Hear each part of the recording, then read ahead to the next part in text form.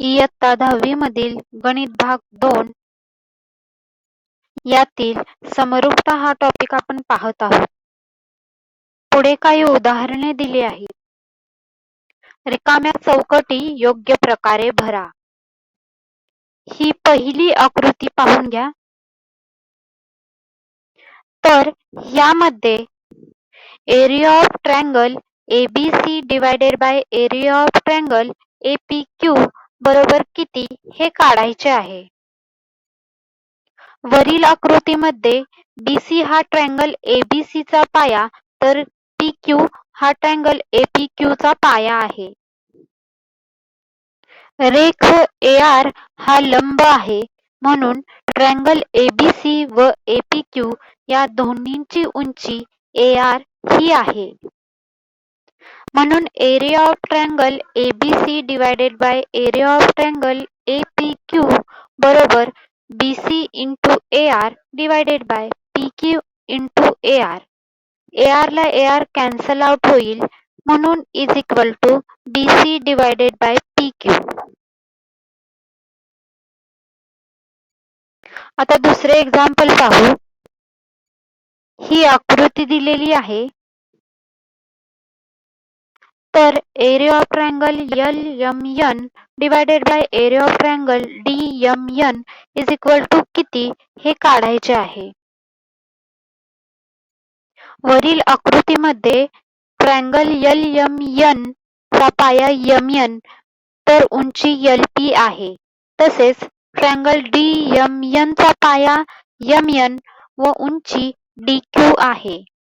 म्हणून area of triangle LMN divided by area of triangle DMN is equal to MN into LP divided by MN into DQ.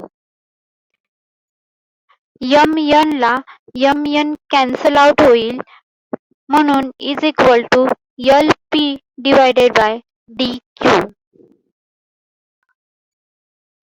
आता example तिसरे पाहू. वरील आकृती पहा. तर यामध्ये बिंदू M हा रेख AB चा मध्यबिंदू आहे. रेख CM ही ट्रायंगल ABC ची मध्यगा आहे. तर आपणास area of triangle AMC divided by area of triangle BMC is equal to किती हे काढायचे आहे. तर ट्रायंगल ABC मध्ये आपण एक रचना करून घेऊ. AB परपेंडिक्युलर म्हणजेच लंब CN. आकृती पहा. म्हणून CN ही ट्रायंगल ABC, ट्रायंगल AMC आणि ट्रायंगल BMC ची उंची होईल.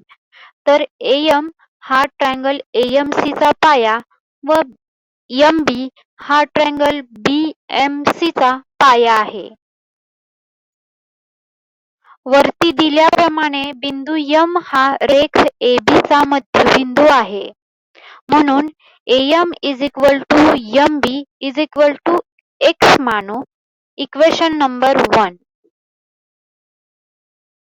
म्हणून area of triangle AMC divided by area of triangle BMC is equal to AM into CN divided by MB into CN. CN ला CN कॅन्सल आउट होईल म्हणजेच is equal to AM divided by MB. Equation 1 वरून AM ची आणि BM ची लांबी X मानलेली आहे. म्हणून is equal to X divided by X. Equation 1 वरून X ला X कॅन्सल आउट होईल म्हणून इज इक्वल टू 1.